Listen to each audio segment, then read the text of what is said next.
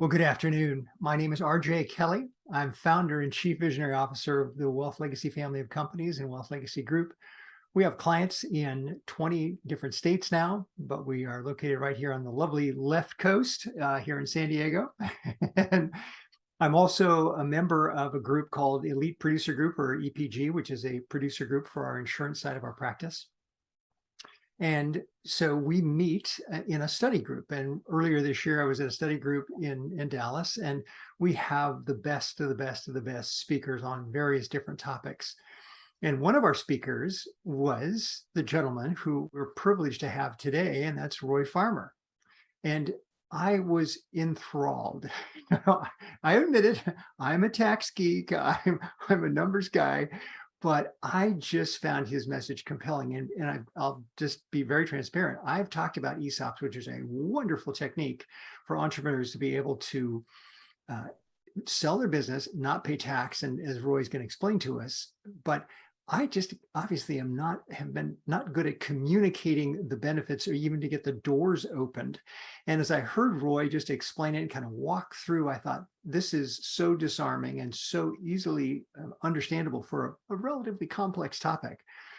I've got to reach out to Roy when he's available and see if we couldn't do a webinar together. So Roy, thank you so much for being with us and spending this hour with us. And I know I've since found out this is the busiest week of your entire year, and yet you would choose to be with us. So I'm so grateful and appreciative of that, and our listeners will be as well. Thank you so much. Well, you're certainly welcome, and those are kind remarks. I hope I can live up to your introduction.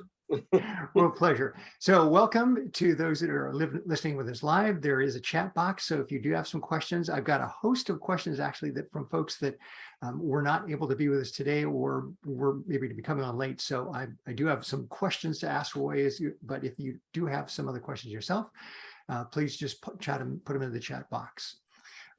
Let's see, we are recording this. And so if you want to hear this again, please let us know. We'll be sending it out. Caitlin Taylor, who I want to welcome to our team. Caitlin's been working with me on a couple of passion projects for writing. We have a new book coming out in November, which I'm very excited about, focused on retirement.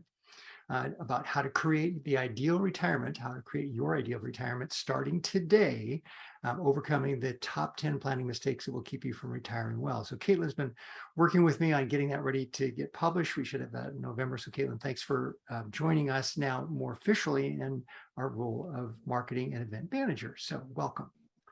With that, I think let's just go ahead and blow the doors open. So I'm going to run the slides. Let me pull that up for us here. And let me get to my share screen and we'll get that pulling up.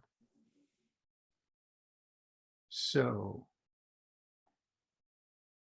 Roy, without further ado, why don't you walk us through? I know you've got your firm is in all 50 states.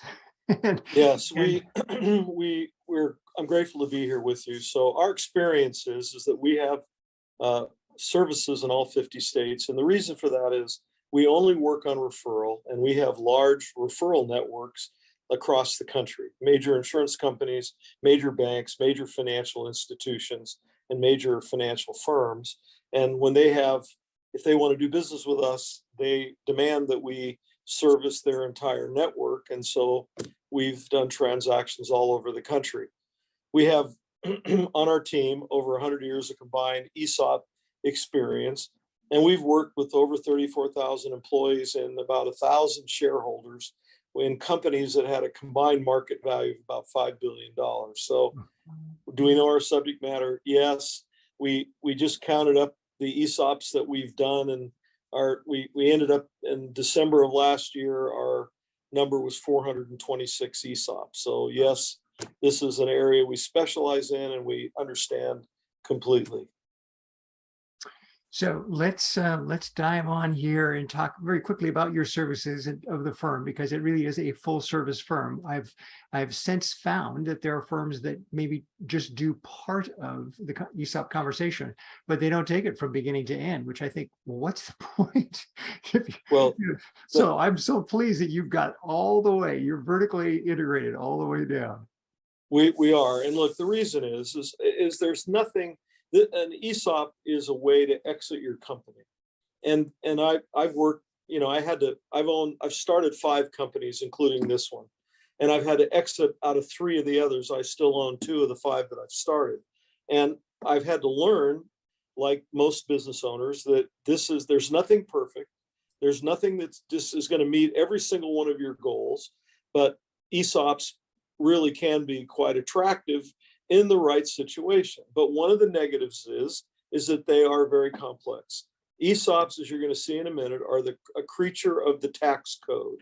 And if you've worked with the government on anything, from tax law to environmental law to anything else, the government doesn't do anything simply.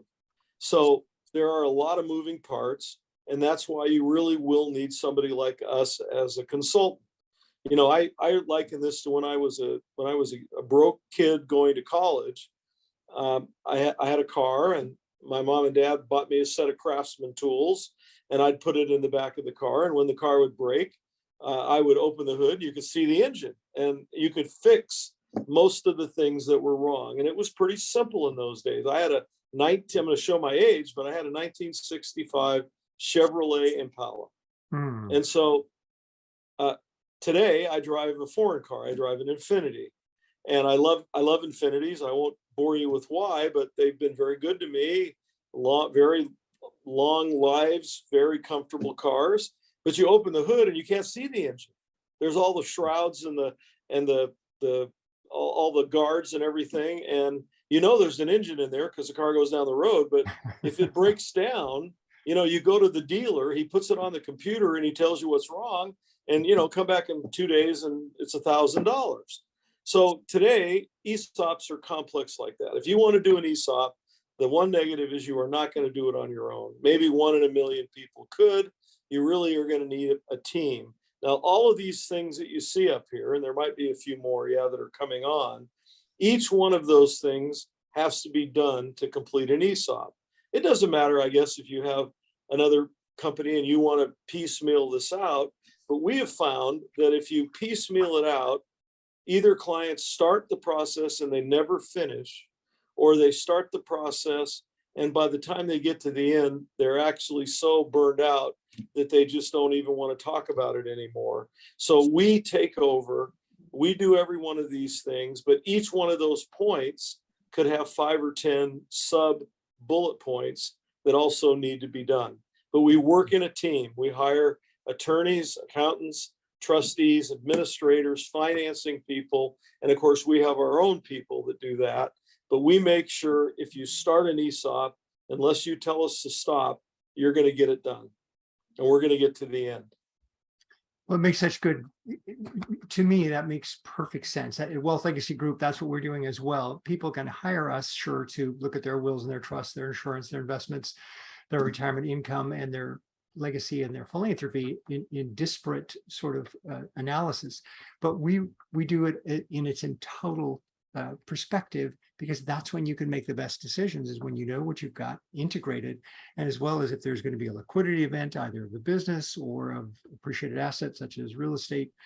It only makes sense to do it in toto, entirety.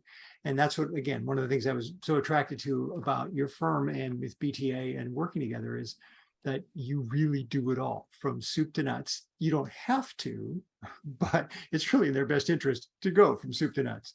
So walk us through. RJ, yes. Yeah, I just couldn't do it any other way, because if you end up, spending a lot of time and money and trying to put something together, and you never seem to quite be able to fit the final pieces together, and you spend all this effort and money, I mean, you would have a very bad taste in your mouth. Mm-hmm. And that's the one thing that we pride ourselves on, is making sure at the end of the process, as much as is within our power, we have happy clients. That's right.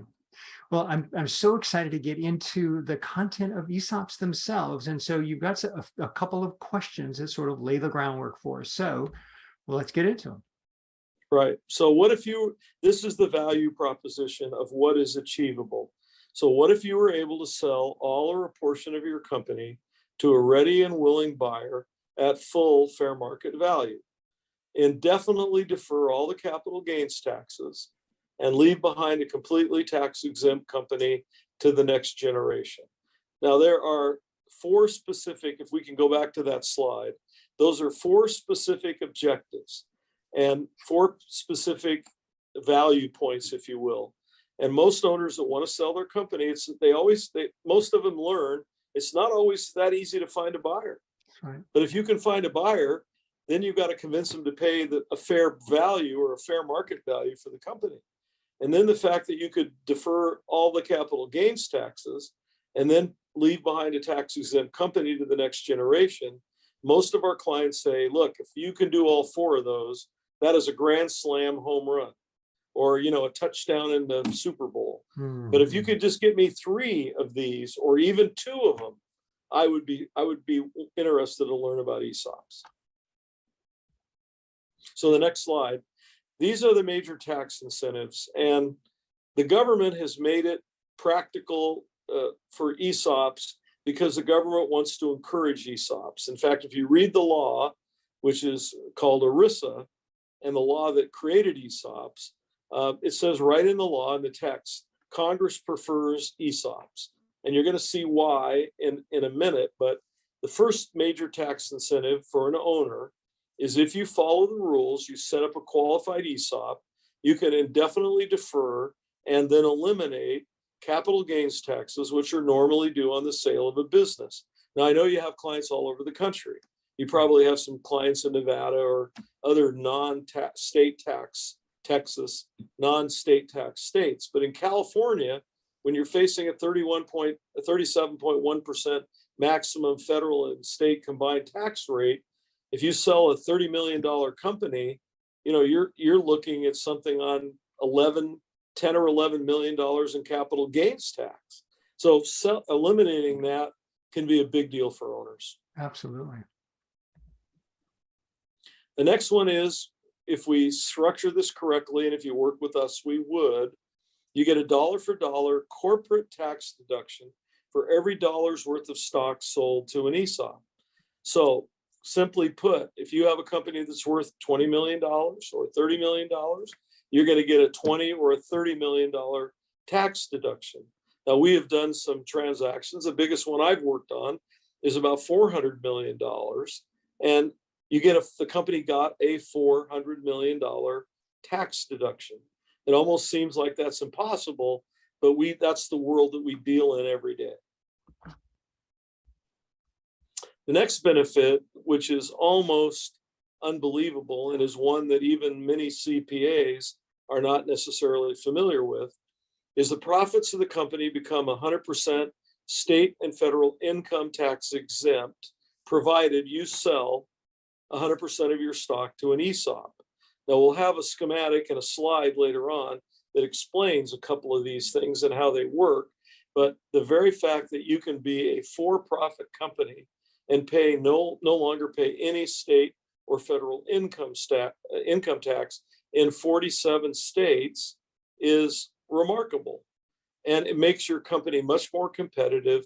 And think about what you would do if you didn't have to pay those taxes. Now, California is a good example, and we're here on as you say, the left coast. So in California, you are 100% state and federal income tax exempt, but California has put into place, typical of California, a 1.5% excise tax. So if you make $1 million of income in your business, you're going to pay, and you're an S corp, you're going to pay 1.5% of that $1 million to the state of California. But if you are an ESOP that's 100% owned by the ESOP company, you would pay nothing else, no other state or federal income tax. So we have clients that are in 50, 55, even some that are in 60% combined state and federal income tax brackets in California. And we take them from paying, 50 to 60% in tax to paying 1.5%. So it's a huge advantage. Many years ago, a general contractor builder, national in scope, they were sub S and they went to an ESOP, and overnight to put more money down to the bottom line for them. And they said, why did we wait so long to do this? So they were enormously successful, just based on what you've said just a second ago. Correct. The other one is there are significant estate and charitable planning opportunities and transfer discounts. So some of those listening to this broadcast may have done their estate planning. if you do an ESOP, the chances are there'll be some additional estate planning benefits that we can show you and discuss with you and show you how they works. And again, there are several design methods that will allow the best advantage of either a C or an S. But the Congress does give certain advantages to S's and certain advantages to C corps. Now, normally we would have gone through this program in advance, but because of your busy travel schedule and then ours as well, we haven't had a chance to do it. So we're doing this today a little bit on the fly. So I'm going to drop in a question that I certainly have had, and I've been asked a number of times, and that is, it seems that both Democrats and Republicans like ESOPs. Now, maybe for different reasons, but they both seem to like and encourage ESOPs, even with all these wonderful tax benefits. Is that a correct assumption, or that is an absolutely correct assumption? And the reason for that, and you pointed it out, they like ESOPs for different reasons. So if look, and I know this is a broad generalization, but if you're a Democrat and you're not real, you don't have an affinity to wealthy people. Your mantra is, I want to help the downtrodden, I want to help the middle class, I want to do things for those people. So if you're a wealthy business owner who's got a company worth 10 or 20 or 30 or 50 or $100 million, the Democrats just love to tax you. That's what they want to do. But if we do an ESOP, we are now going to give stock to our employees. Over time, our employees are going to end up owning the company. And so we have 2 ESOP association meetings twice a year, once in May in Washington, D.C., once in Las Vegas in November. And our keynote speaker in our last conference in May was Bernie Sanders. Oh my gosh, I would not have pictured that. No, most people wouldn't have guessed that. No, didn't see that one coming. If you are a Republican and you are a conservative guy and you've started businesses and you've risked your capital, risked your family's future on your business that you started, now you have an opportunity to exit that company without paying the capital gains taxes and leaving the employees with 100% tax exempt company. And so it's a win-win for both sides of the aisle. The last bill that we had on ESOPs, which passed, was a Roth bill. And I think there were 37 Republican and 36 Democratic co-sponsors. So your perception was absolutely correct, RJ. And because the tax incentives are so significant, is there a risk that Congress might in fact change or reduce or even eliminate? And there are always that possibility. I mean, there's no way you can say what one Congress will do or what the other will not do. But because ESOPs are really bipartisan, we haven't ever seen that. In the last 30 years, the only thing we've seen is bills that would enhance ESOP. So as an example, I'm guessing most of your participants here know about Roth IRAs. Well, it wasn't until the end of the Donald Trump administration that Congress attached a provision on the annual defense appropriation bill to allow ESOPs to do Roth options in there as an IRA. So in the last 25 to 30 years, all they've done is made ESOPs more attractive and made them better. ESOPs have been around since the passage of ERISA about 50 years ago. And since the law was passed, there have been about 45,000 ESOPs that have been done in total. My goodness. Well, and that's the advantage with these kinds of programs. If there is a change in tax laws, I remember years and years ago, I believe it was 1986, when there was a change to the annuity rules. And so if you had an annuity purchase up to a certain point in time, you were under the old tax regimen. If you had purchased your annuity after a certain date, you were now treated as what we call LIFO, your last in, first out, whereas the first one was more tax favored. So one would suspect that even if they go nuclear and decide at some point in the future that ESOPs don't fit, one would presume that there would be a grandfathering, as it's called, of those that already have their ESOPs in place, and the new tax laws, if there are any, would apply only to new plans coming to existence. So why don't we dive into a little bit more about, get a little more granular then? Sure. So the ESOP, the acronym ESOP, stands for Employee Stock Ownership Plan. And sometimes people get the acronym ESOP confused with a employee stock ownership or a employee stock option plan. No, this is an ownership plan. The employees don't actually own a share of stock, but they own an interest in the ESOP, which owns the stock. Now, this is a tax qualified defined contribution employee retirement plan. It is overseen by both the IRS and the Department of Labor. And just like 401k plans, which I imagine most of our listeners are familiar with, it is a qualified plan under section 401A and 4975E7. Now, I will tell you, your listeners are probably familiar with 401A because every 401k in America has to be qualified under 401A. 4975E7 is unique, and it requires the ESOP to own stock of the sponsoring company, which is actually why ESOPs exist. Unlike other qualified plans, you must invest in the stock of the company. So I know there's a sort of a 6-step outline that you've got for us here. So let's, trepidation aside, let's dive in. So Okay. walk So us through that. let me just try to, this outline is designed to simply kind of demonstrate what it is you want to do. So let's assume we have a company, and these have to be privately held. We don't work with public companies. No public companies. Public companies will do ESOPs, like Home Depot has an ESOP, Lowe's has an ESOP, Macy's has an ESOP. There's a bunch of companies that have ESOPs, but for the public companies, they usually do them for employee benefits, whereas for private companies, we're doing it as an exit strategy. So the company has to be profitable. It has to be at least $2 million of EBITDA. We need to have at least 20 employees. And if you wanted to do that, then you would hire somebody like us, and we would advise you on how to set up an ESOP plan for your company and work with you or your advisors, your attorney or your accountant or your board of directors. And we would then hire an ERISA attorney that has ESOP expertise, and we work with a number of them across the country. There are those types of attorneys in San Diego. There aren't as many as there are in Los Angeles, but there are plenty of them in California, and they would actually draft the legal documents.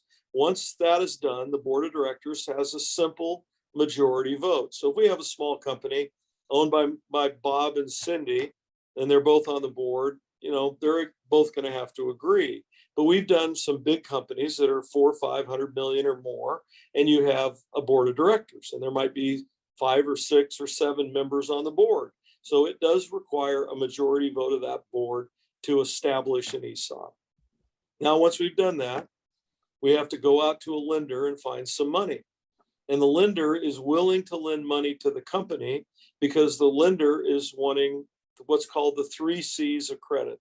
They want cash flow, they want collateral, and they want credit. And if you have an ESOP, it's relatively new. Sometimes the ESOP only exists for a few weeks or maybe even a few days, and the bank just isn't interested in loaning any money to a brand new entity with no track record. So the lender is perfectly willing to lend the money in most cases to the company, and a loan is arranged just like any other commercial loan. And then the company, not needing the money for operating the business, loans the money to the ESOP trust. Now the ESOP trust is funded. It has money. At that point, the board of directors will have to appoint a trustee of the ESOP, because like any trust, whether it's a trust for your estate planning or trust like in an ESOP trust, we have to have a trustee. Now, we will recommend a trustee that's qualified and can do a good job, and one that we have worked with over the years. And the board of directors can interview them and pick the one that they want, but the trustee will then represent the employees and become the buyer of the stock. And in the next slide, You'll If kind I of see could, how that if I could, works. Roy, just on that point alone, Sure. does this present or could it create an adversarial relationship? That is, if the ESOP trustee is in fact hired to represent the needs and the desires of the employees, does that potentially create, as I say, an adversarial relationship? Well, it could, but I mean, we go to great lengths to explain the role of the trustee. And the last thing the trustee wants is an adversarial relationship, because the trustee in most cases is going to work with the company and the company owners. Even though they've sold their stock, they're probably going to remain as employees, or they're going to remain on the board of directors. And the ESOP trustee is going to want a cordial relationship for sure, for sure. However, under ERISA, we have to treat our employees fairly. And there are a myriad of rules that I won't go into that the trustee is required to follow. And if they don't follow that, the Department of Labor gets very unhappy, and they can come in and audit you and fine you and do all kinds of nasty things. Now, I'm going to knock on wood. I think you can hear me. Of the 426 transactions that we have done at this moment, we have never lost a DOL or IRS audit. So we really try to set these up correctly. But I guess there always is a little bit of a conflict, because the owner wants the highest price they can get. The Sure. ESOP trustee has to follow the laws and come up and pay no more than fair market value. But everybody knows that going in. It's not a surprise. So there's, not one day where the owner wakes up and says, oh, I thought I got my way. I could get any price I wanted. No. They all know going in how this works. Perfect. Great. Thank you for that. Now, our job in this transaction, besides doing all of that list of things I told you about, is our job is to represent the selling shareholder. And we negotiate on their behalf with the ESOP trustee. Now, the ESOP trustee will hire his or her own financial advisor to represent her or him and represent the employees, and they will hire their own attorney. They may hire other people, but the financial advisor will usually always be a valuator to value the company and tell the trustee, this is what this company is really worth. And we do the same for our shareholders, and then enter into an active third-party negotiation. And we create an offer, and we share that with our client. Our client approves that and says, okay, I agree. If you can get $34 million for my company, I'll sell it tomorrow. And we send that offer up to the ESOP trustee and his or her team. They evaluate our offer. And of course, it's not uncommon, like any buyer or any seller, they say, 34 million, are you crazy? We're only willing to pay 28. And then we have 4 evaluators on our staff that know what companies are worth and how they're valued. And we have a reputation in the industry of getting our clients the highest price, because we understand what drives the value of business. And we've done so many of these. So we would come back and say, well, look, if you're at 29 million and we're at 34 million, what have you missed? What do you mean, what have we missed? We haven't missed anything. Well, did you take this into account? Did you take that into account? Do you realize the company has a backlog of, $34 million in backlog of contracts that are signed but are not yet executed? Did you realize that? So they won't show us their valuation, and we typically will not show them our valuation. That's why it's arm's length, but we will share information and try to get closer. We might not get to 34 million. Maybe we get to 31 million or 31.5. But our goal is to maximize the price for our selling shareholders. Once we do that, there's a standard business sale that occurs, just like anybody selling their company, and the cash comes down to the selling shareholders, which originally came from the bank, and the stock goes up to the ESOP trust. Now, you don't have to sell 100%, but that's what is the state of the art today, because that makes you state and federal income tax exempt, as you're going to see later. So many times, in fact, almost every time, the owner gets cash and a note. And one, if you want to call it a negative, a lot of our clients don't think so, but you would not get all cash on the day you sold the business. You would get cash and a note, and then there are some real significant advantages for having a note. And we'll talk about that later. And then, of course, the rest of this slide, if our client does not want to pay the current state or federal capital gains taxes, and you either are or can become a C Corp, then you qualify for what the IRS calls Internal Revenue Code Section 1042 treatment, and you can avoid paying any state or federal capital gains tax. Roy, I think you had a good example when you and I were talking beforehand. There was a company that you had been working with, and they decided they were going to go in for implementation, I think hire a competitor because they were X amount less dollars in costs. But then what happened? Tell us the rest of the story. Well, yeah, this is actually a client of one of our board members, who's one of my partners, and up in the upper Midwest. And you know, we have gone to the expense. I have 4 evaluators. One of them is my partner, and he was the president of Marshall and Stevens, which is a 90-year-old financial advisory company. And as the president, he signed all the valuations that went out the door. And their clients were Federal Express, Cargill, Archer Daniel Midlands, and a bunch of other large companies. So they were doing hundreds of valuations, and he would review them all for quality and sign them, or not sign them, and send them back to be worked on if he didn't think they were right. That's our head of our group. And then we have another gentleman who, his name is Nick. He lives up in the Montana area, because our people now can work like everybody from any place. And he travels when he needs to. And he's been doing this for 20 years. I don't even know how many valuations he's done, but he has 3 different business valuation designations after his name. Now, the other 2 evaluators, one is in Denver and one is in Richmond, Virginia. The one in Denver has an MBA, as well as he's a CFA, which is a certified financial analyst. And 60% of all the people who try to get that designation and take the test do not pass. But he has an MBA and a CFA. The other gentleman, in Brandon in Virginia, is a CPA, certified public accountant, and a CFA. So that's our group. And we normally pride ourselves in getting more money for our clients because of the level of expertise that we have in the valuation space. A lot of our competitors will have outside valuators that they don't pay, that don't work for them, but they just pay to do some limited amount of work. So in this case, and I don't want to give you the names of anybody, but in this case, our fee to do the transaction was $900,000. Now, this was a big company. There's a lot of work, a lot of hours to get this thing done, a lot of expertise.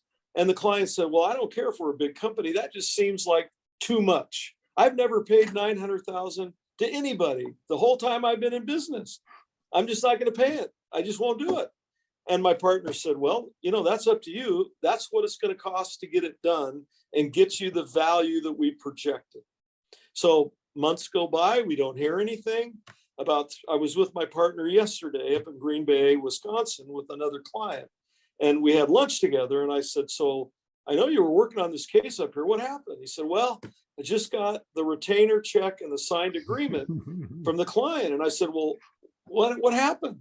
And they said, well, they called me back and they kind of apologized and said, would we take them as a client? And I said, well, sure, of course I'll take you as a client, but why are you coming back to me? And he said, because the other firm we hired was going to get us $3.5 to $4 million less than you guys were. So I don't mind paying an extra $200,000 or $300,000 if you're going to get me an extra $3 or $4 million. Yeah, so exactly. Normally, in most transactions, I can't guarantee this every time, but in most transactions, our clients really never pay us a fee, because what happens is we're going to get them a value that's between probably $500,000 and $2 million more than they usually think the company is worth. So if I charge let's say I charge a $600,000 fee and I get my client $1.5 million, how much did he really pay me? And he paid me the money, but Yeah. it didn't cost him out of his pocket. Right. It's what we were able to negotiate above what he really thought the company was worth. And And that's the deductible value of expense. having professional people on your team. Sure. No different than hiring a good attorney or hiring a good CPA. When you go into the IRS and you're getting audited, you don't want a second-rate CPA. That's right. And the story that I've heard before is like, you know what, when you go into a heart surgeon and you've got a heart problem, what's the first question you ask? How much does it cost? Or did you get an A in heart surgery? Well, we got an A in ESOPs. Exactly. Well, thanks for sharing that story. That's a great example. I mean, and not only that, but the fee is deductible to the company. And Oh, right.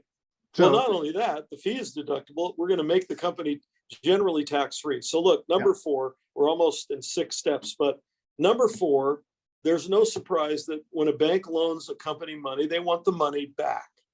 And so every year from the profits of the company, that brown line at the bottom, we take cash from the company's operations and we contribute it to the ESOP, which is deductible, provided we stay within 2 guidelines that the IRS has set, and we always do.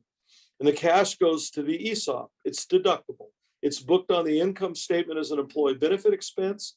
And the thing about that contribution, unlike a typical 401k, in a typical 401k, that money goes out the door, and the employee who has that money contributed to their account buys the stock of somebody else's company. In this case, the cash goes to the ESOP, and the ESOP realizes that it has a loan to start this arrangement out. And so the money does a U-turn. I know it's hard to see on that slide, but they do a U-turn and comes back to the company as a payment on that original loan. And then the company pays that payment to the bank. Now that means that we've made that payment fully tax deductible. So over the period that we're paying back the loan, we're getting a deduction of 100% of the value of the company.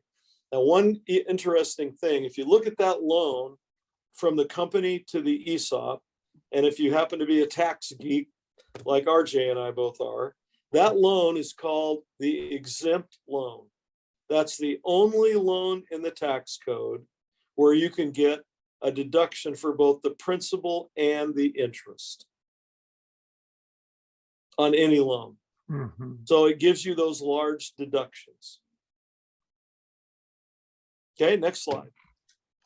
So this is about employees. At the end of the day, the employees are going to benefit. And if you don't really like your employees and you dearly don't want them to benefit, this is not a strategy you would want to use. Mm-hmm. But it doesn't cost you anything to have your employees benefit. It's really a unique way, and I've got a slide later that will talk and show you that. But the employees can't own the stock directly. If they do, it's taxable. And no employee would want to be in an ESOP if they got wonderful stock in a company, but they had to pay the taxes. Right. So by giving them a beneficial ownership, just like in a 401k, we make it non-taxable. Now, there's another advantage that's not always obvious in an ESOP, and that is that because of that, and because the employees don't own a single share of stock, they don't have control of the corporation. So the control of the company stays with the seller, even though they may have sold 100% of the stock of the company. So they control the board of directors indefinitely. So if they want to continue to work for the company, we encourage it. In fact, if you don't want to work for the company for at least 3 or 4 years, the bank may not want to give you a loan. But then if you want to stay on as a consultant or a board member or the CEO, you can do that. At this moment, the longest that I've ever had a client stay on was 17 years. Oh my.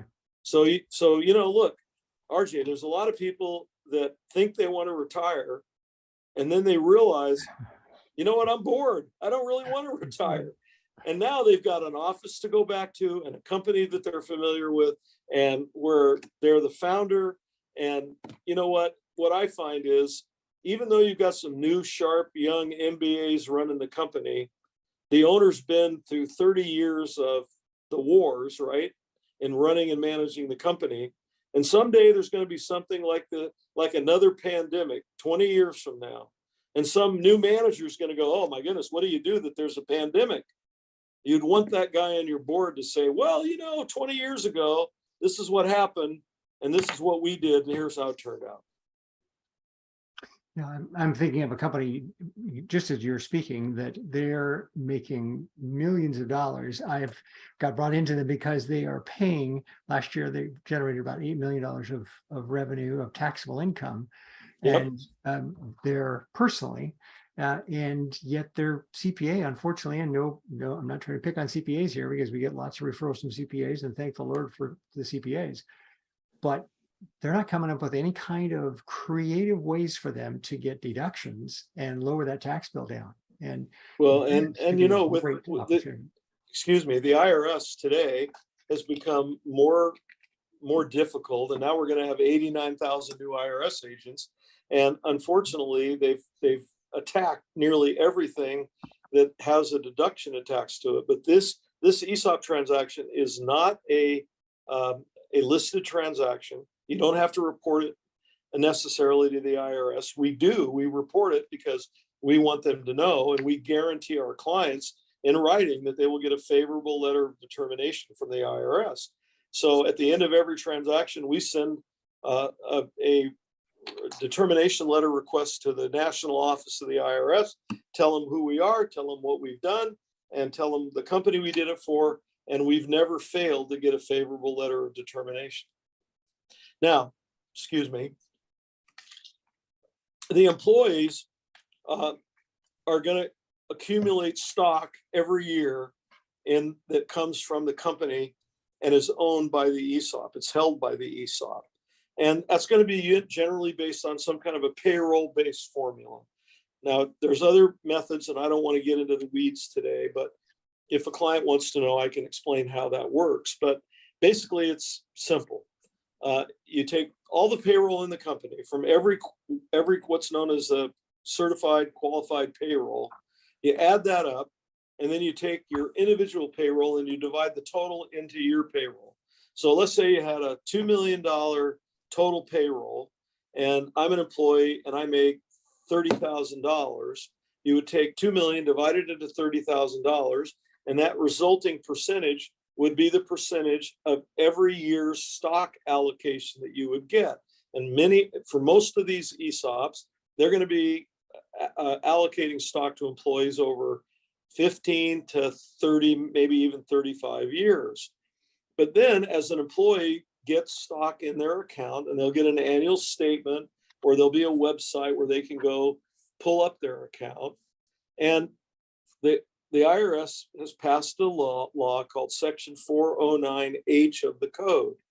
And when an employee hits one of the 5 triggers of 409H, death, disability, retirement, termination, or diversification, the company has to redeem that stock and pay the employee. So when you think about it, it wouldn't do an employee any good to accumulate all this privately held illiquid stock if when they went to retire and they needed to pay their medical bills and their food and pay their car payment, if they couldn't get the money. So the law says, no. If you're going to do one of these, when the employees hit one of those 5 triggers, you have to pay them. You have to buy their stock at fair market value. So we do a 20-year actuarial study and show our owners and our financial people what this looks like. It's called the repurchase liability.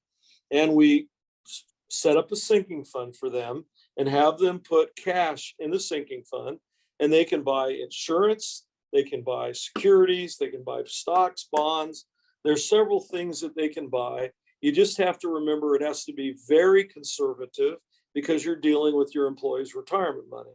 But you put the money in there, it builds up over time, and then when one of these events occurs, the company has the money.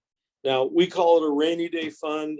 You can call it anything you want, but sometimes the company has enough money just out of cash flow that they don't have to use the sinking fund. but it's always a good idea to have it there and make sure it's available to the company. So that's how the ESOP works. That kind of closes the loop. Great. And so we've got about 10 more minutes left. I know you've got a hard stop at 12:55, just so you can get up, take a quick break, and then get ready for your 1 o'clock meeting.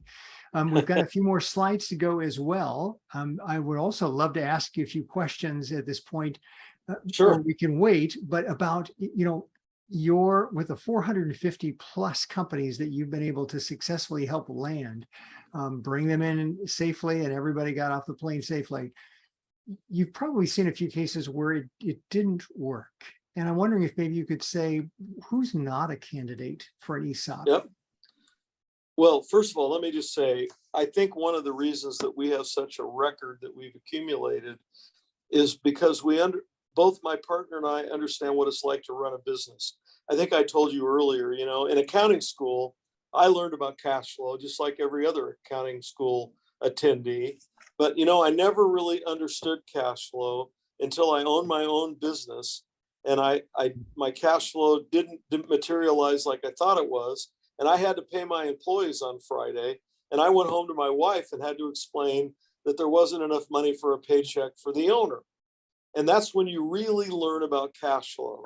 So to your question, I would say that of the companies that get referred to us, we probably cull out 2/3 of them. And for one reason or another, tell them that they're not suitable, that it's not going to work. And one of the reputations that we have is that we are very honest. Sometimes when you talk to guys that are salesmen, oh yeah, I can do anything for you. I can make anything fit. Sure. And we reject about 2/3 of all of our clients that come to us because they just aren't suitable and it's not what they should do. But of the 426 that we have done to date, by the end of this year, we'll be up close to 450. We have had one that has failed. And when I mean fail, I mean that they've gone into bankruptcy. And I'll tell you what that company was. It was a construction company in Florida. They built roads and bridges and developed lots for developers. And their revenue was $150 million in 2007. In 2008, it was $50 million. And in 2009, it was $25 million. Oh, wow. And it was all over but the crying. And so I tell owners, an ESOP is not magic. It doesn't make a good company bad, and it's not going to make a bad company good. So we go through a huge screening process. It's literally hundreds of hours. Working with cash flow, working with the owner, looking at your forecast, doing our own independent due diligence and our own independent research. And sure, we have clients that have had trouble.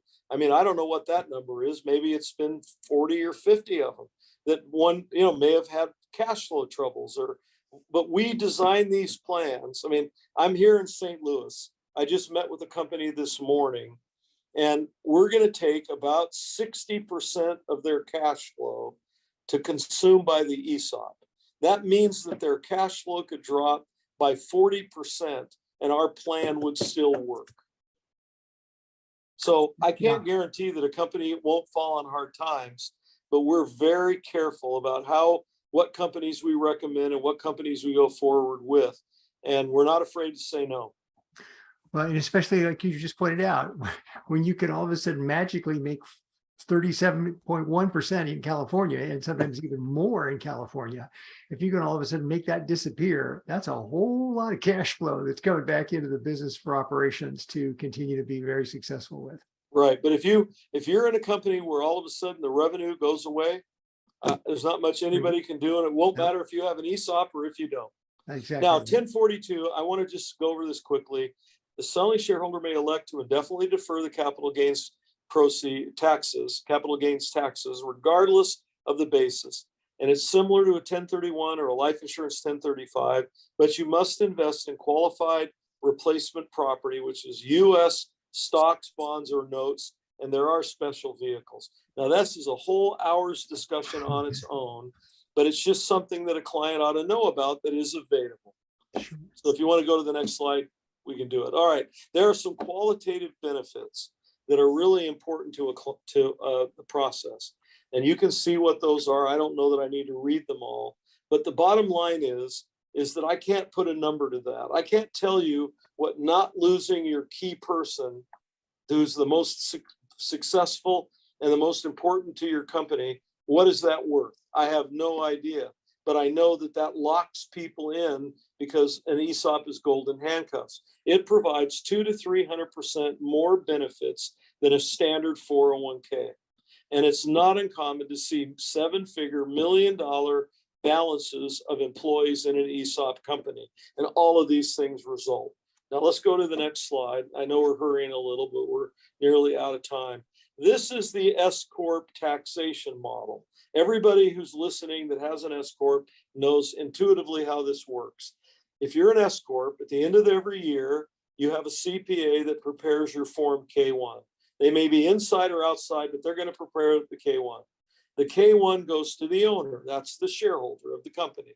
Now, under the current tax code, if you have arms and legs and you are a shareholder, you are considered a natural person. All natural people have to pay tax, and you have to file a 1040. So they file the 1040, they pay their tax. Everybody listening should say, yep, that's what I do. Now the question is, are you happy about that? Do you satisfied? Do you want to do that? Well, here's the alternative. So in the next slide, if you see after the ESOP, the CPA does the same amount of work and the same thing they've done before, in fact, probably a little bit more, and they will create the K-1. Just like before, the K-1 goes to the owner. Now we've sold the company to the ESOP and we file a 5,500 because an ESOP is tax exempt, and the ESOP therefore pays no state or federal income tax in most jurisdictions. That's how the company is actually tax-free. But it's a huge advantage. And this is the tax comparison. It'll probably need almost to be our last slide. This is a $20 million typical company. Typical company will sell at 5 times its multiple of EBITDA or earnings, taxable net income. So we're assuming you have $4 million of taxable income. After a 15-year period, and this is really our typical timeline is between 6 and 10 years, but this is taking it out to 15 years. The company's got $60 million in income. If you're in a 42% state and federal combined rate, you're going to pay $25,200,000 in tax, and you're going to have net after tax $34,800,000. Now, if you do the ESOP as we've designed and outlined it, your taxable income is same 4 million, apples to apples comparison. Your revenue is taxable income over the 15 years is 60 million, but you paid no state or federal income tax. So you've actually had a $25,200,000 in savings. Now, just to wrap this up, this slide is perfect to do that with, because look, what you're really doing is you're taking the tax money that you normally would pay to the government, you're legally leaving it in the company, and you're using that rediverted to pay the owner and their family. And after I've paid the owner and his family everything they're owed, and it's all going to come from the federal government tax dollars and the state government that you're not paying the taxes, then I give the company to the employees. So in the simplest terms, we're using the government's tax dollars to buy the company from the owner, and then we're going to give it to the employees. That's really at the essence how an ESOP works. You know, we've just got a couple of minutes left, Roy, and I do want to get to estate planning benefits as well. Although we did get a question from one of our clients that want to talk about warrants. So could you give a glancing blow to that, and then we can wrap up on the estate tax benefits? Sure. Well, look, warrants, again, it's tough to do this in a minute or two, but it is the right to purchase company stock at a later date. It is the exercise price is post-transaction. The seller has a second bite of the apple, and the warrants can be given or gifted to management or family members. Now, I think the next slide explains it a little better, perhaps. Well, no, it doesn't. Okay, so here's what happens. When you sell to an ESOP, if you take the seller note and you finance the company, you're going to be financing the company for the benefit of the employees. So what the IRS allows you to do, and it's a complicated process, it's relatively easy to explain if I have 10 minutes, but we don't. So the warrants are a way for the owner to have a carried interest in the business, even though they sold 100% of the stock in the company. Now, there's certain qualifications you have to meet. They have to be rigorously structured. You have to have meet certain qualifications with the IRS, but we do that routinely, and these warrants could be worth potentially millions of dollars. I mean, recently, one quick example, had a client not far from you, RJ, out in Temecula, California. They were concrete refinishers, two young guys. We valued their company at $28,500,000, and they did foundations, sidewalks, patios, all that kind of driveways, that kind of stuff. And they were so successful at it, and that area is growing so rapidly Really is. Yes, that they paid off their entire seller note and the bank loan in 6 years. So a year ago, December, they called me up and they said, Roy, we're going to make our last payment on our seller note in December in about 2 weeks. And now Phil and I remember that we had warrants, right? Yeah, you guys have a lot of warrants. Well, what is that worth? And I said, look, I don't know because I haven't seen your financials. Send me your financials. We'll value the warrants. The warrants were worth $25 million. Which, if I'm getting this right, that means we can, the seller, the entrepreneur, the owners can sell the business, maintain control, and also get a second bite out of the apple potentially for the future as well along the way. Correct. Now, a caution, that $25 million number would be extraordinary. That's not typical, but it is typical to see that number at, routinely on a bigger company, 10, 15, maybe even $20 million for warrants. Now, these are just the power of employee ownership. ESOP companies are 25% more likely to stay in business. If you're not paying state and federal income tax and you can't stay in business, you've got either pretty bad management or you're in a really bad economic environment. Employee owners are 4 times less likely to be laid off, and employees, ESOP companies have 2.5 times more retirement benefits. So thank you for your time. I apologize that the complexity and the length of the subject matter is a little longer, but if anybody would like to have a webinar to talk about ESOPs and have me show you our entire presentation, there's no cost or obligation for that. In fact, let me go back to getting your contact information up on the screen there. So again, rfarmer@bta.us.com or phone number 208-761-3612. Don't call Roy this week though, because this is their final week. Well, you can call anytime, but that's my personal cell phone number. And I have an assistant like you, RJ, and we'll be happy to schedule you for whatever works within our joint schedule. And just reach out to us. It won't happen this week, but we can That's right. do it next week or the week after. You can also reach out to us, Wealth Legacy Group. I'm RJ at wealthlegacygroup.com. But with that, Roy, again, the things that captivated me at the study group you evidenced today. You have the ability to take a very complex topic and make it something that someone can listen to. And I gotta say, understand big picture. They may not have the bottom line nuts and bolts, but I think most people, if not all, that have listened to you today can go, you know what? I finally understand what an ESOP is maybe even for the first time.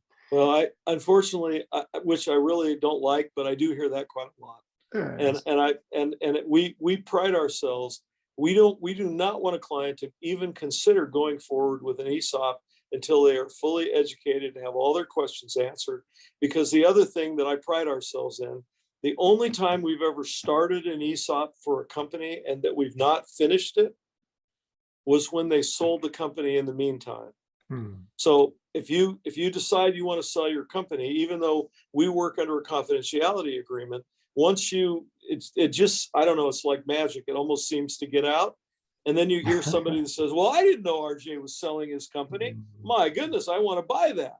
So we've had 4 or 5, maybe even as many as 10 companies that we've started, and the owner calls us up and says, Roy, I just got this offer. I cannot turn it down. And we usually, when they tell us what the price is, we say, no Take it. problem. Yep. Take the offer. That's in your best interest. So that's what I will not allow it. I'm one of the founders of the company and I own half the stock.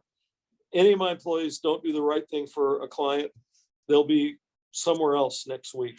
Yeah. Well, Roy Farmer, it's so great to have you with BTA. I'm RJ Kelly, Wealth Legacy Group. Thanks so much for spending your time with us today, investing your time with us today. I hope you are still with us right now. See, still a lot of names that have hung in there the whole way. Way to go. Likely you're saying, I am so glad that I stayed in there. Please go to wealthlegacygroup.com. Check on our video link. We have stuff we're posting constantly up there, or our YouTube channel. But again, wealthlegacygroup.com. I'm RJ Kelly. Thanks so much for being with us. God bless. Go out and make a lasting difference in the lives of other people. It may be through an ESOP, but it could be through other ways of just finding some way today to do something nice for someone without them knowing that you did it for them. What a great way to finish your day today. Roy Farmer, thanks for being with us today. My pleasure. Thank you, RJ. Have a great day.